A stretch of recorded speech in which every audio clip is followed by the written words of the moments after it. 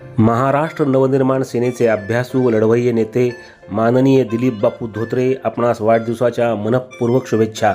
आपल्या कार्याला उत्तरोत्तर यश, जनतेचे प्रेम आणि दीर्घायुष्य लाभो ही सदिच्छा। शुभेच्छुक Sullivan infra, DD infra, Mayra infra, Tirupati infra, total group, Pandharpur. दर्शक हो नमस्कार, गुड मॉर्निंग। वेधकमध्ये स्वागत आहे। मी प्रशांत आराध्य। उजनी अपडेट 2 ऑगस्ट 2026 सकाळची स्थिती।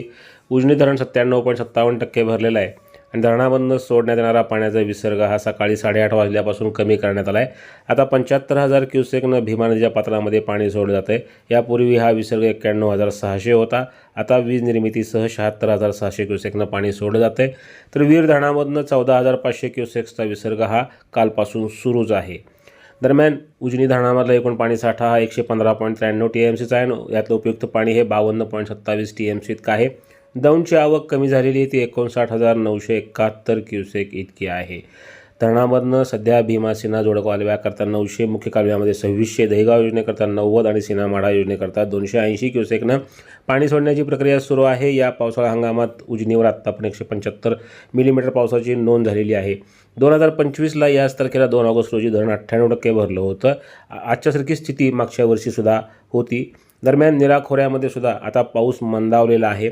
वीर धरण हे 100% भरलं आहे। या धरणामधनं 14,500 क्युसेकनं पाणी अद्यापही सोडलं जात आहे। दरम्यान भीमा नदी ही आता पंढरपूरमध्ये इशारा पातळीमध्ये वाहते। 1,04,000 क्युसेकचा विसर्ग मिळतो आहे आणि ती धोका पातळी जी आहे ती 445 मीटरची आहे आणि आता सध्या 443.30 मीटरने भीमा नदी ही सध्याची पंढरपूरमध्ये वाहते आहे।